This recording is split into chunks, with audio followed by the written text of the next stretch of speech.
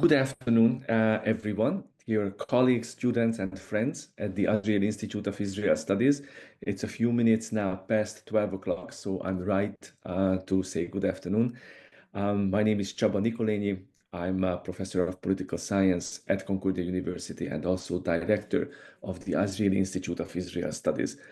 It's really a delight and the privilege that I can welcome, if not to our space, but at least to our screen, a very dear friend and colleague from the Israel Studies academic community, Dr. Niva Golan-Nadir. Niva is a scholar of public policy, complex heterogeneous societies. I'm going to share a brief summary of her tremendous accomplishments with you in a moment. I just want to say that Niva and I have crossed paths several times at various academic events, conferences organized under the auspices of the Association for Israel Studies, where at some point I think we both served as members of the association's board of directors. So it's really such a pleasure to have you with us, Niva, and I'm really very thankful that you were able to take some time away from your busy evening. And of course, these evenings are, and these days, these months, I should say, are of course have been so challenging in Israel. And so many colleagues have had to put their research on hold, and we really haven't had as many opportunities just to appreciate and engage with normal academic stuff in Israel studies during the past year. And I'm just very grateful that you are able to steer us back into that mold with sharing the important results of your ongoing research with us here today. So Dr. Niva Golan-Nadir is a research associate at the Center for Policy Research, the Rockefeller College of Public Affairs and Policy at the State University of New York, Albany. She also holds a position for research fellowship at the Institute for Liberty and Responsibility at Reichman University, where she also teaches comparative politics and research methodology. In the current academic year, she is a visiting scholar at NYU's Taub Center for Israel Studies. Dr. Golan-Nadir's research focuses on comparative politics, broadly speaking, with a particular interest in Israel and Turkey, state-religion relations, Israel studies, and public administration. Dr. Golan-Nadir explores the persistent gaps between public preferences, policy design, and implementation. Her latest book, entitled Public Preferences and Institutional Designs, Israel and Turkey Compared, was published by Palgrave Macmillan in 2022, and this important contribution to our knowledge was awarded a finalist position and honorary mention by the jury of the Azrieli Institute of Israel Studies and Concordia University Library Committee that holds the annual Best Book competition in Israel Studies. So we're truly so fortunate to have such an expert as Dr. Golan-Nadir join us today. And today she's going to share with us the results of her research on religion and the city, local governments as the flag holders of the freedom from religion in Israel.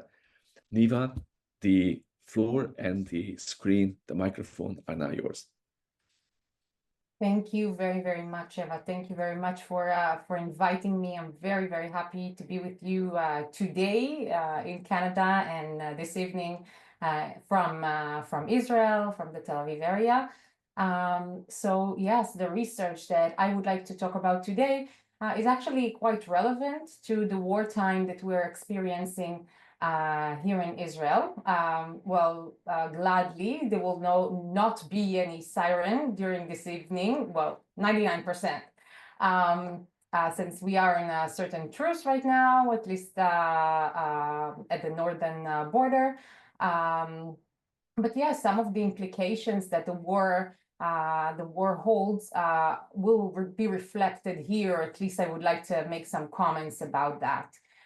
So yes, as you have mentioned, I study state-religion relations, and the study that I would like to present to you today, Religion in the City, is actually a certain recent phenomenon in Israel, whereas at least 20 years ago, local authorities were not that shiny or at least in the very, very centralistic central regime in Israel,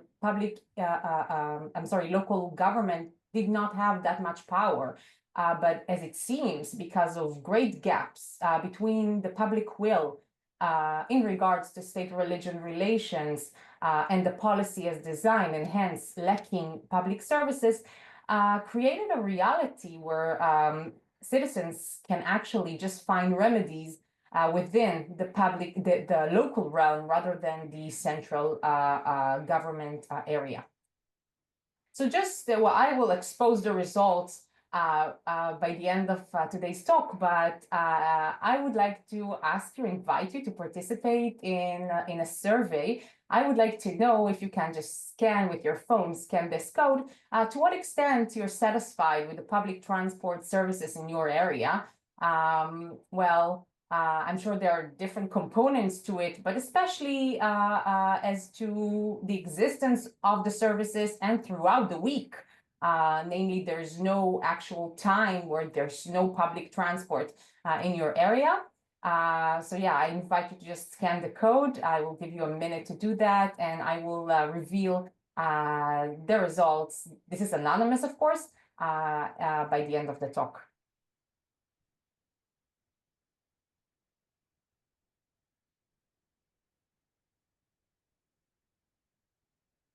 Try to submit a second answer, but I couldn't. Oh, there's no second answer.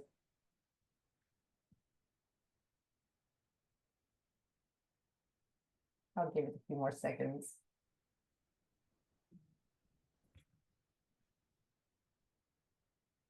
Hopefully it works for everyone.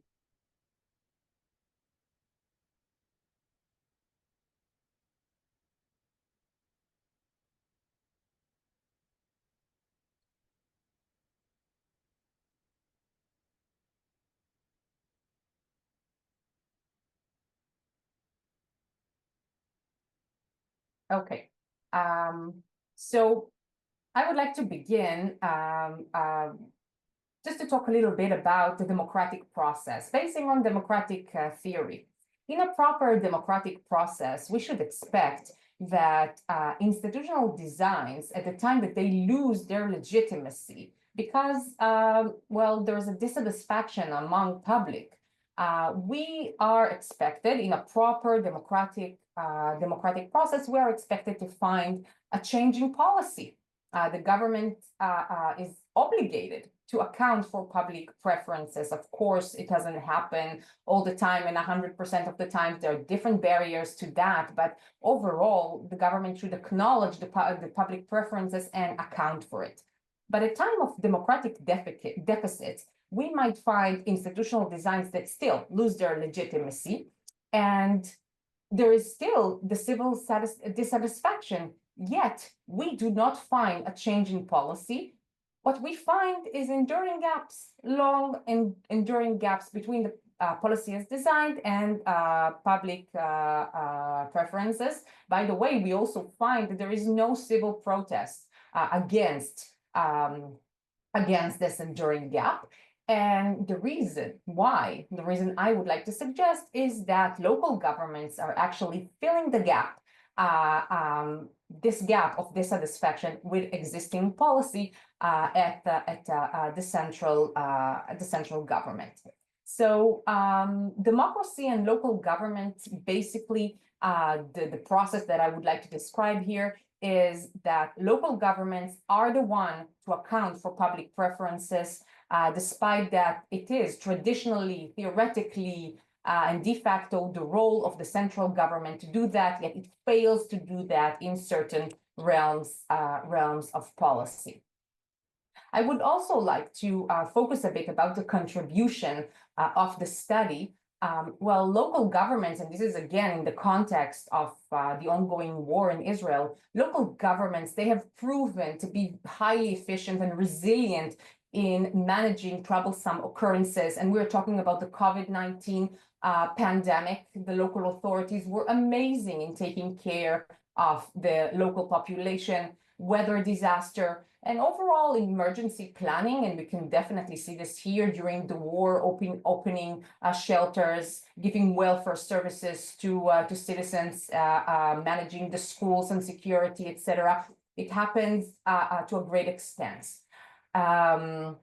Yet, as opposed to irregular times that I've just described, this study is actually discussing a policy that is day-to-day public services, that this is a certain void in literature. The role of local authorities in the day-to-day occurrences is something that was not explored in existing literature.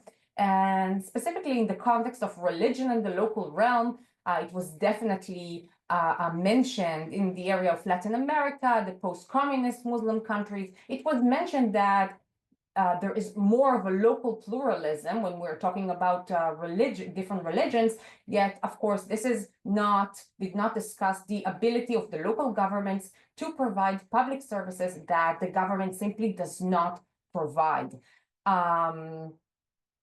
Nevertheless, it should be highlighted that these local authorities still operate in a state of restriction. They do have barriers from the central government as to providing these services. So what I would like to present to you today is the extent to which they provide these services at the local realm, yet, of course, in a very careful way, very limited way, but still they do so. So, yeah, Israel studies, I want to focus on the Israeli case. And why is it that we are discussing state religion in Israel? Why is this so acute to roughly 77 years, well, soon, next May, 77 years of existence, and we're still talking about state-religion relations and the core definition of Israel as a Jewish and democratic state, conflicting, as some may argue, conflicting definition. All the occurrences and the policy malfunctions and the gaps between the policy and public will is actually based in one letter sent by state establisher and first Prime Minister David Ben-Gurion in 1947 to the Agudat Israel movement in Europe. He simply asked, let us show a unified front to the United Nations in order to establish a state. Afterwards, we can discuss the arrangements of the new coming state, but now we have to show a unified front. And in return for that, I guarantee to you that the new state that will be established in Palestine, this state will keep different realms of the Shabbat, and this includes public transportation and commerce that are forbidden on Shabbat. So it's roughly, well, 26 hours from Friday evening to Saturday evening. Kashrut, keeping kosher food in public state institutions, not the private realm. This is something that should be emphasized. Marriage, there is only one way to marry in Israel, and this is only within religion and religiously. There's no civil marriage in Israel. So basically, we have 500,000 citizens, Israeli citizens, that are forbidden for marriage because their identity as Jewish is questioned by the Jewish the rabbinate. And education, the different routes of education, the secular one, which is of course not completely secular. There's Bible studies there, the religious one, and the ultra-Orthodox one. So basically, official policies in this realm hardly ever changed throughout the 7 decades, or almost 8. It also affects many other realms of policy. They're outside the status quo, but burial, we have religious burial. Conversion to Judaism only according to the Orthodox stream of Judaism. Conscription, I will talk about conscription, of course, today. Autopsy, all of these realms are also attached to the idea of the non-separation. Well, to a certain extent, of course, this is still a democratic state that many of state institutions are basically secular. It is not that this is a state that operates in accordance to religious law. It's not the case. It is a democracy that has religious restrictions on certain policies, and I would like to review some of these policies. So a bit about Israelis and Jewish Israelis. According to the Central Bureau of Statistics of Israel for 2023, this is the recent one, in Israel, we have 73.5% Israelis that are affiliated as Jews, and I'm talking about that belong to the Orthodox stream of Judaism. These numbers are expected to decrease because of the current war, so the percentage will be lower definitely. 44.2% are defined as non-religious, hence secular. 32.7% define themselves traditional. This is a very, very fluid definition. Some may say that they're keeping the Shabbat and they are doing many other mitzvot, but still they don't do others, but still they call themselves traditional. So this is self-definition, not something as scientific as it has different pillars that you need to account to. 11.5% define themselves as religious and 10.8% ultra-Orthodox, making it 22.3% of the more religious sector in the population. So this is just that you get to know the Israeli Jewish population. So why am I saying that we have a democratic deficit here? So public opinion surveys, and this one was conducted at the Institute for Liberty and Responsibility at Reichman University 2022, actually asked about the extent of satisfaction with these religious policies in Israel. So as you can see, 58.3, roughly 60% of Israeli Jews are dissatisfied. They are dissatisfied with the fact that in these realms, included in the status quo, religious policy is the mandate in the country, within which, if we divide them into level of religiousness, we see that roughly 90% are secular, 51.2 traditional, 16.7 religious, and ultra-Orthodox 0%. I'm not going to focus on that, but I just want to say that within the question of only marriage, are you satisfied with the marriage policy? Even the ultra-Orthodox include 20% are dissatisfied. So this is really interesting. It is kind of a protest within this strand of population against the institution of the rabbinate, actually, and not the Jewish marriage precisely. So we have encountered an emerging phenomenon, namely services that are lacking at the central government realm. They're actually supplied at more secular cities.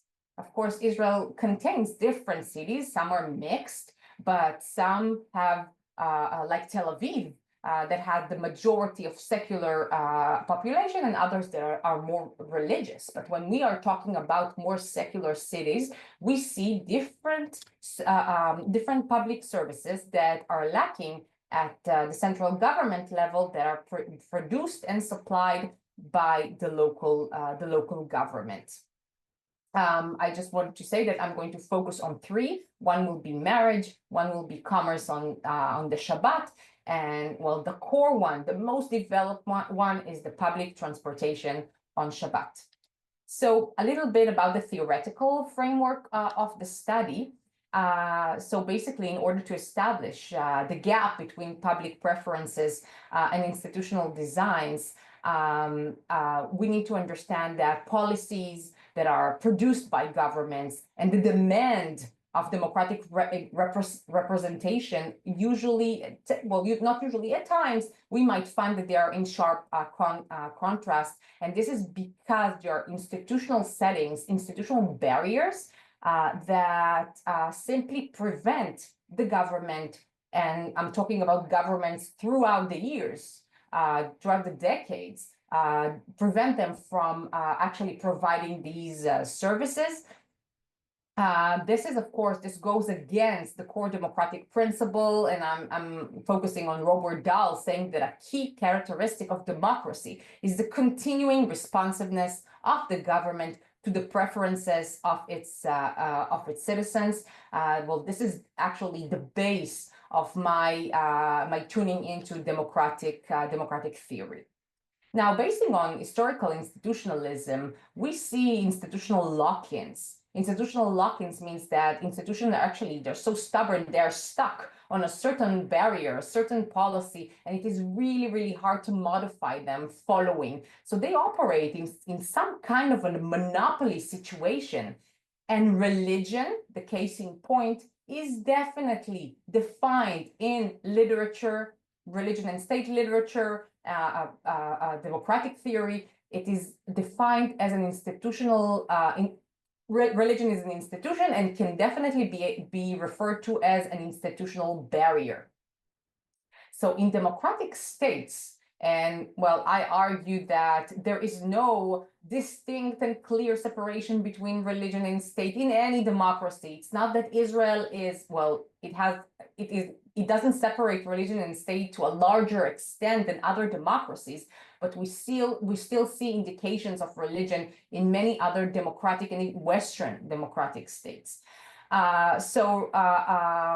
Basically, when there is no separation between religion and state, we will see religion incorporated in certain official policies, as I've shown in the Israeli case. And we will also see state institutions, state bureaus that actually has its ground in religion, like religious departments and courts that are certainly incorporated into the government. And this is what happened in state establishment in the Israeli case. Now, the other component that I'm talking about is from the bottom up, is the dissatisfaction by the citizens.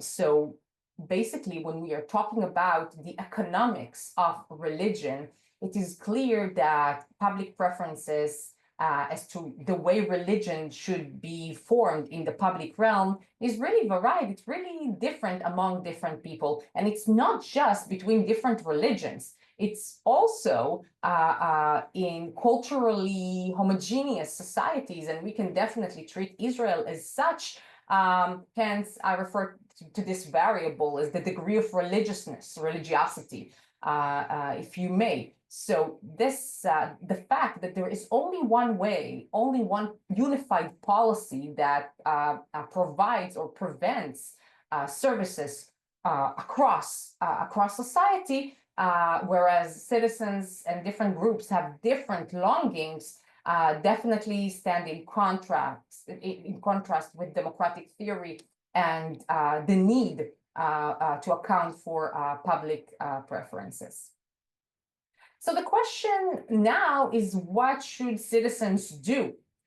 So basing on Hirschman's theory, we know that citizens have options. Okay, what can they do if they are dissatisfied with the fact that with the policy or with the fact that they don't have public services as they would like to have?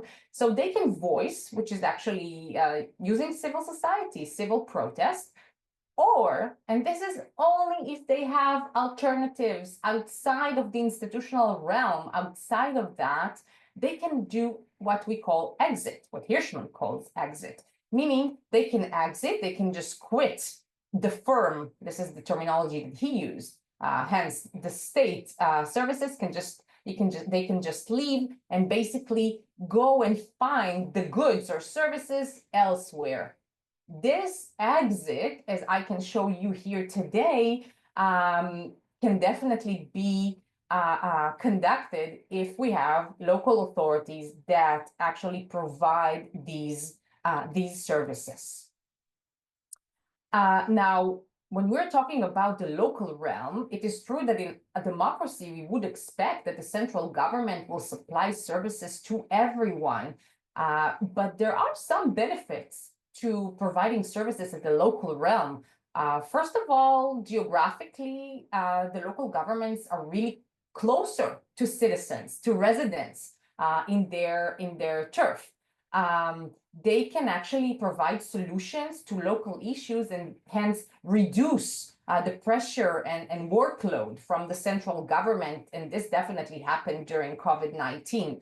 And also, they're able to fit the services better to the welfare and the interest of their citizens, but still we know that they are completely limited due to national legislation and institutional constraints. I'm going to talk about the realm of religion and state, but basically Israel is one of the most centralistic states as to the relationship between the central government and the local government, and this is due to the fact that we are talking about a state that doesn't actually have a constitution. David Ben-Gurion said, okay, we will decide on these matters throughout time when the state will be established. Now we see that it actually didn't happen. So it's true that Israel has basic laws that have constitutional status, but still everything is still under a certain debate.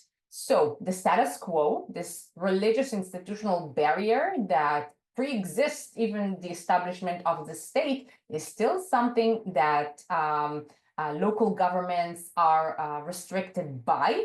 And the fact that basically, and actually it really interests me, so I've actually read a lot about public transportation worldwide, and this is something that many times is operated by the local realm, and it doesn't happen that way in Israel. And the reason is exactly the keeping of the Shabbat and not providing public transport on the weekend. So why would these local politicians want to provide these lacking services? So literature has established that they see themselves with civic duty, idealism, commitment to democracy, and of course, a concern of policy outcome. But the core motivation, the goal in providing these services can definitely be attributed. Additionally, but still, it is more of the core of it to be re-elected. So politicians in office or long-standing politicians, they definitely want to change the policy portfolio. They want to show case they did important changes and provided to their residents, the citizens locally, specifically for the next campaign, so they can be re-elected. And this was definitely evident in the finding of this study. So just to make it completely clear, the research question here, building on the principles of democratic theory, is under which circumstances local government's responsiveness to its residents' preferences overtakes the central government's accountability for public preferences at a national level in democracies, and of course, what is the local government's goal in such accountability? The hypothesis basically begins with the fact that we have institutional constraints that lead to citizens' dissatisfaction, and in an accumulative way with local governments engaged, because local politicians both have a sense of civic duty and democratic values, but still want to be re-elected. We will see local governments supply these services in a local way. So of course it will look different in different cities, and some cities will not have it, by the way, at all. And it really depends on the structure of the population.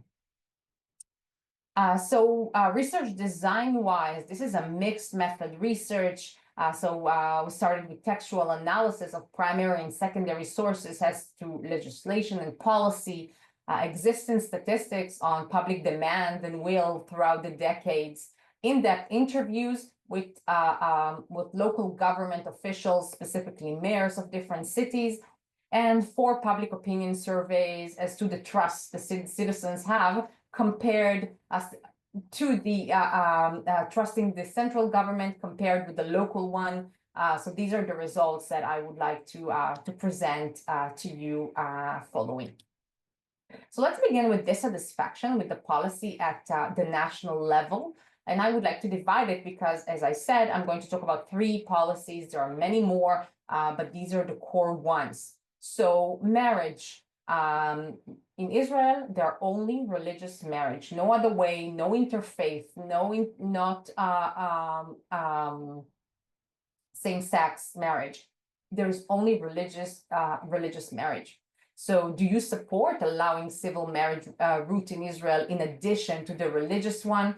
The first time this question was actually asked was in 1969. I was able to locate it. And even then, 43% said they would like to see civil marriage in Israel. Of course, the questions are really clear that we are not eliminating religion, but we're actually adding in order to satisfy preferences of all groups in societies, of course, concerning the secular group, which is the largest group. So roughly, we have 60%, 65% rate of dissatisfaction with existing marriage policy throughout the seven decades. Public transportation. So to what degree do you accept the statement that Israel needs to provide public transportation services on Saturdays, except, and this question is always designed not to harm or not to be disrespectful to the religious community, except for in highly religious areas. So we will give you public transportation, but not next to really religious cities and areas. So we can see again, roughly 65%. And the first one that I was able to find was 1986. And in 2022, these are a survey that we conducted in our institute in Reichman. 67%, the latest one, would like to see public transportation on Saturdays. And don't forget, we're talking about weak populations. We're talking about soldiers that are actually coming back home just for 2 days during the weekend and find it really hard to drive. Youth that don't have a license, that want to go and drink and then be back safely at home. So we have a lot of population that would like to see that. As to commerce, opening shopping centers on Shabbat and opening restaurants on Shabbat, we don't have a lot of surveys about that in a very interesting way. I don't know why, but you can see still 2018, 72% would like to see the opening of restaurants and cafes. By the way, most of them are open in the more secular cities, and the shopping centers, again, roughly, we can say 60% that would like that. And again, this question was not asked that much. What is the trust? The trust that citizens have in their central government versus their local government. So I'm sorry to say that these are not good results overall, because, okay, we can definitely see that citizens trust twice as much the local government than the central government, but still the percentages are very, very low. But definitely we can see that the trust is higher in local government to supply services to citizens. So what are the actions that are taken at the local level? And this is actually, this interview gave me the title for the study. And one mayor said, we believe that when it comes to state and religion, it should be more like religion and the city. Religion is a domain that should be governed and distributed and accounted for at the local realm, because there's a great difference in level of religiosity among different cities. So what has actually happened? So if we compare the religious legislative bans within the country overall versus the service initiation at the local level. So when we're talking about marriage, I've established that we have only religious marriage in Israel. So local authorities were trying to help these couples, even same-sex couples, cohabitants, mainly come here, sign a certificate in your town hall. It's not official marriage, of course, but we can help you. You can pay the local taxes, the local bills. You can register your children to preschool, to school. you can get all these services that actually officially married couples get at the local realm, and you'll get it as well. So they've actually constructed a new system, computerized system to do that. You can even get a married couple's discount at the local country club. Okay, this is how they actually advertise it. So public transportation on Shabbat, there is no public transportation on Shabbat. Traditionally, even since the Yeshuv era, in areas that had Arab majority, like Haifa, they have and still have these service taxis that operate, but still there is no actual public transportation. So at the local realm, there is now in roughly 20 cities, and this is operated by the Tel Aviv municipality, we have local transportation on the weekend, a proper one, but this only happens in 20 cities. But this is a project that is so interesting to examine. It actually started with civil society activists that gave mayors the idea, and at the end of the day, Tel Aviv was able to actually initiate it. So definitely, and even tourists that were one of the population that really said, we also need public transport on the weekend, they use it as well. And commerce on Shabbat, traditionally, there is a law, the law of authorization, saying that municipalities can actually decide if they want to open shopping centers or no. But with time, it was enacted that only in certain areas and outside of cities, shopping centers can operate.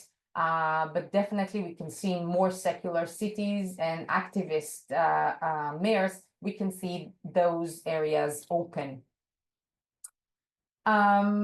I would like just to suggest, just to offer some quotations that were so interesting from the in-depth interviews for the mayors seeking for re-election. One said, residents come and say, I don't care about the government. I chose you. I want you to solve my problems. And they said, it is a win-win for everyone. They get the services that they wanted, and I'm getting re-elected. And this is what I want, and this is what they wanted. And the main reason municipalities provide such services is to respond to the voters' needs and to be re-elected. It was actually really repetitive in the in-depth interviews. So I would like to conclude. So first of all, we see altruistic and also self-serving goals to follow the mayor's personal ideology, to enhance democratic values, but also to improve the political gains. Well, it is what it is. We want to be re-elected. This is what politicians want. From a democratic perspective, we can also say that such a phenomenon may be also a threat to the democratic system. It creates inequality between wealthy and poor local authorities. Some poor local authorities would like to provide the services. They have large-scale secular population, but they simply can economically. It also might increase the popularity of unqualified mayors, simply because they provide the services and it's really popular nowadays. And it might also, definitely enhance social divide in such a heterogeneous society religiously as Israel is. I would also like to argue that Robert Dahl's statement of accountability still stands, since citizens are simply going to other strand of government, other realm, in order to get their preferences accounted for. And religion, importantly, religion may be considered a paradigmatic case. It is not a different or an extreme case. It's a barrier to policy modification, just like any other barrier in any other realm of policy. Now, I wanted to suggest that this is something that I'm actually rethinking about a normative inquiry. When would local supply of services will actually cease, and when the religion-based barrier might vanish? And I thought about existential necessities, and the wartime is definitely such an occasion. But I would like to tell you that even during the war, and there was a social protest about that. There was no public transport on the weekend to take soldiers back to gathering areas and to bases. And with the start of the war, well, this is the Jewish thing to do. Everyone cooked food, and all the restaurants were sending food out to the soldiers. Well, a lot of it was thrown away by the army officials. The army is a state institution, a public institution. And I'm taking you back to the status quo on state-religion relations, and it has to be kosher according to the Orthodox halacha. And despite this, of course, might as well, this is kosher. It's not kosher enough or supervised enough. So, by the way, some restaurants actually took on themselves a process of rapid kosher certificate gaining just in order to contribute to the soldiers. So these are amazing things and ideas. So yeah, we might see such a flag in different municipalities. This is the symbol of Tel Aviv municipality that perhaps we will see someday. And there is a great question. Maybe now Jewish Israelis will choose in which city to reside just in accordance to state religion management in the local realm. So thank you very much for listening. Niva, thank you so much for this extremely well-timed and very carefully prepared presentation. It was very thought-provoking. And there is, we do have time for members of the audience to share their questions, comments, insights. We ask that you please do so in the chat. And Corey, please help me monitor the chat as we get the participants' responses there.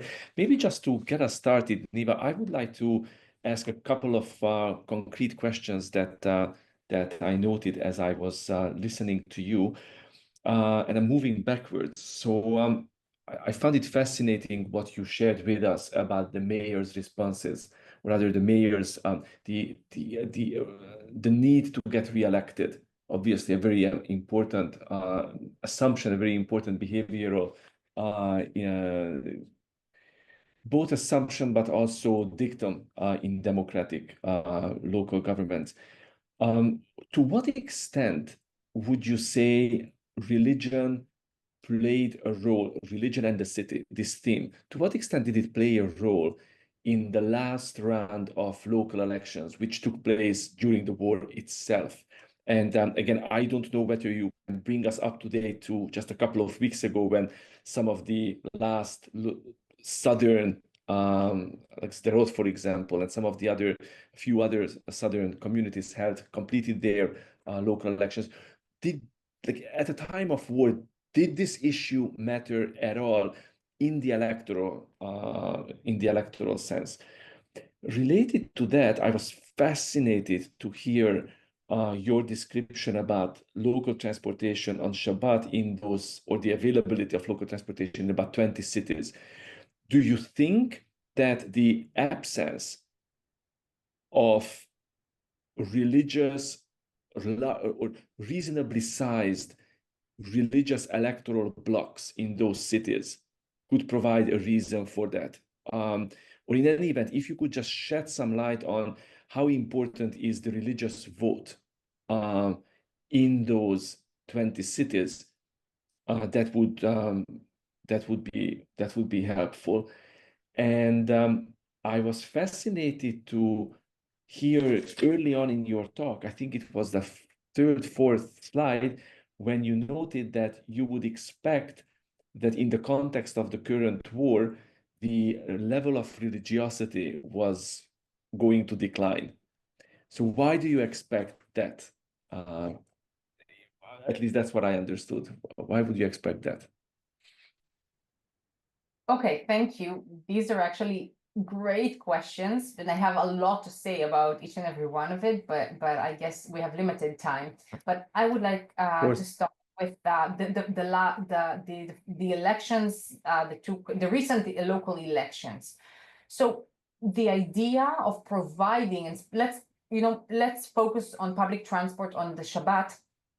Actually, civil society activists that took it upon themselves to initiate public transportation in Israel and convince and protest against government policy. They went to different mayors and they told them, do you want a ticket to be elected in the next elections? And this actually happened in 2015 already.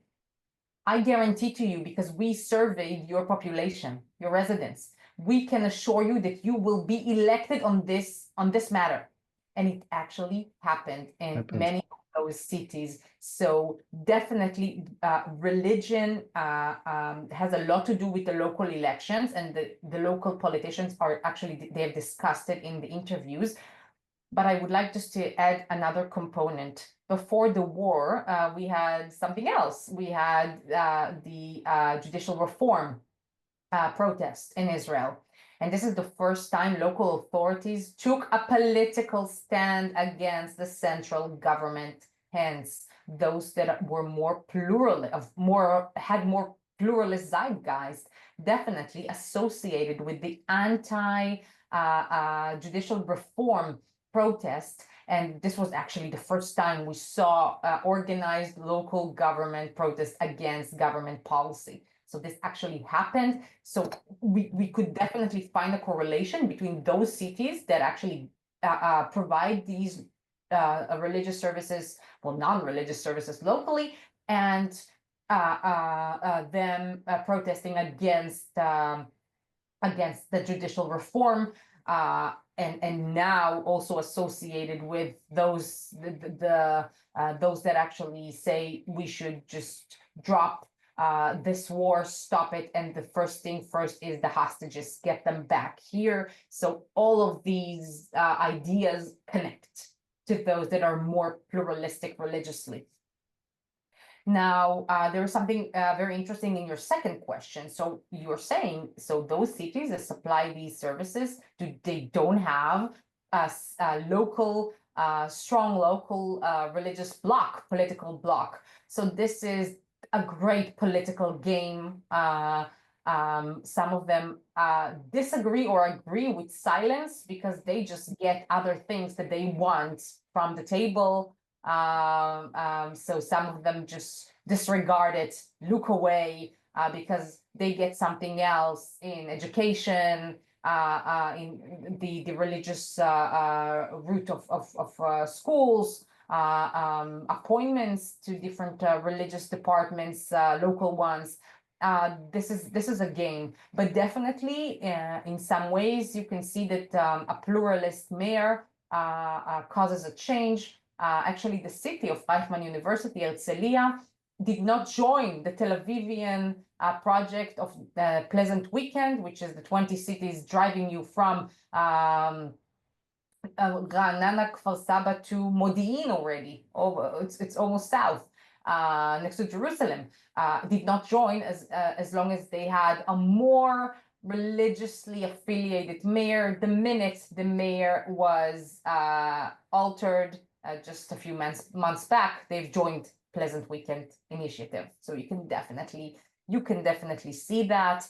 And as to your question about the war, we can definitely see that we had expectations that some things will change because of the war. Traditionally, it happened in other wars.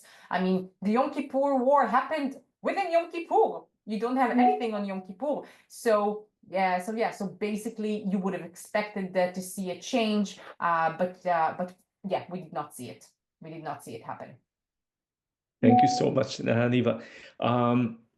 Okay, a couple of questions from Ellen, one of our participants, Ellen Benjamin. Ellen would like to have you comment on the particular measures that local governments took during COVID that you briefly mentioned. You alluded to their strong record of local initiative.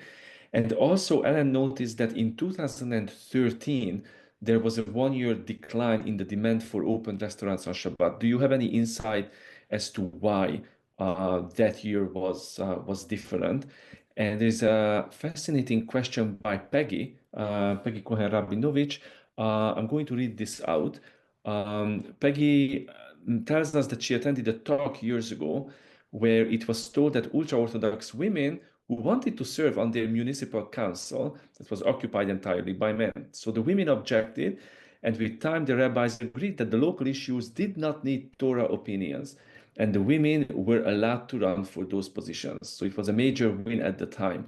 In a way, it reminds me of the Leah Shagdial case, but perhaps if you could comment on the relationship of Torah decisions, religion, women, and their involvement in municipal councils, that would be great.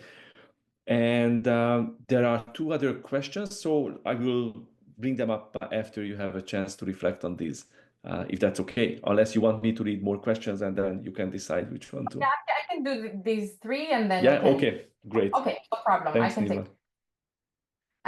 Okay, so let's talk about COVID-19 and the measures that local governments have taken.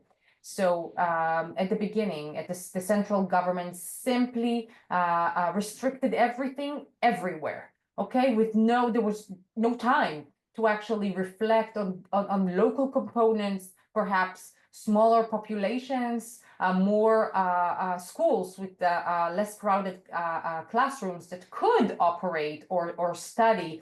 So they just shut down everything. The local governments did so many things.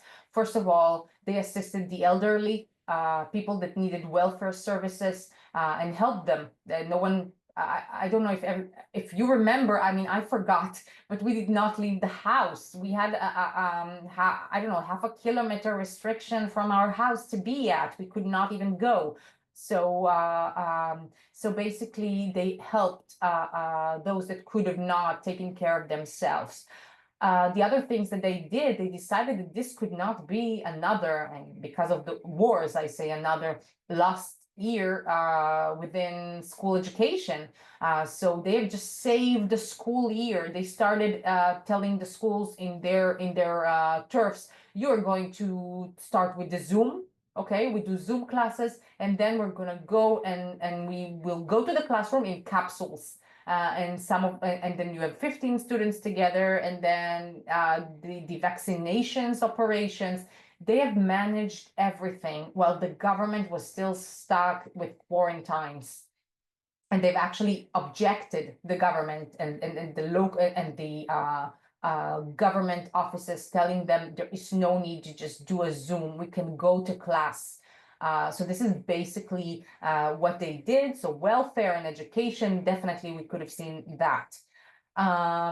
So as to the surveys about commerce and restaurants, that in 2013 we see a decline.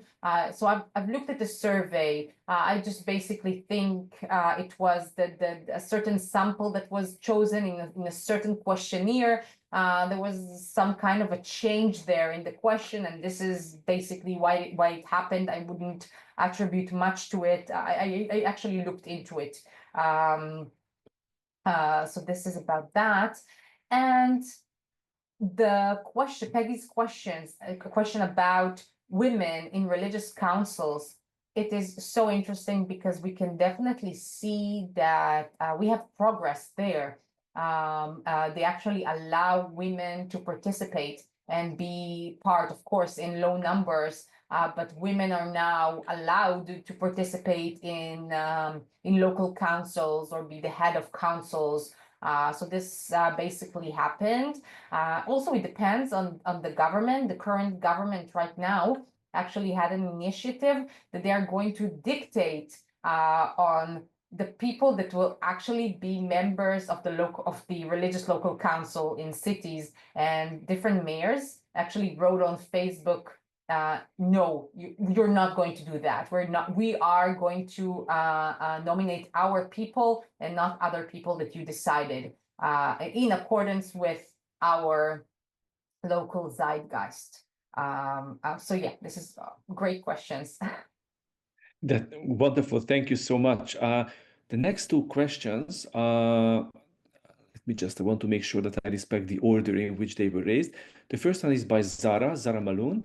And Zara would like to hear from you, Niva, about mechanisms that can be developed to address emerging challenges in Israel's religious and political spheres, especially with the new law, the Chok HaGius, that Zara is referencing. So if you could look into the crystal ball, what does your crystal ball say about political, institutional, and other mechanisms to manage these challenges? And another very important question by Ellen.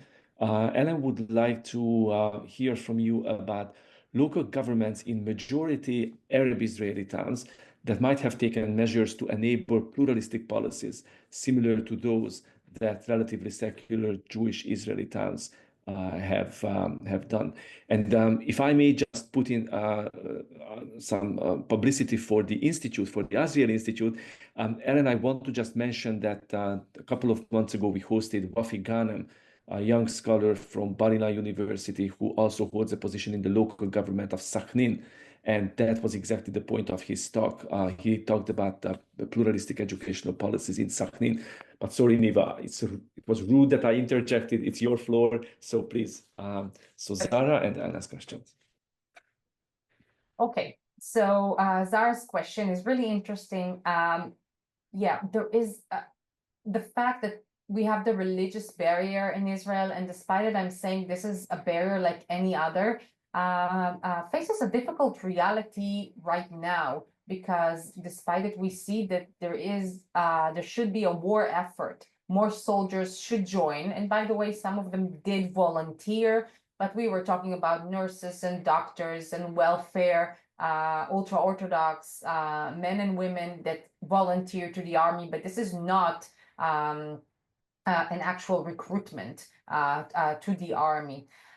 This is an ongoing debate about how the army is going to adjust itself to drafting ultra-Orthodox men and women if choosing to do that. So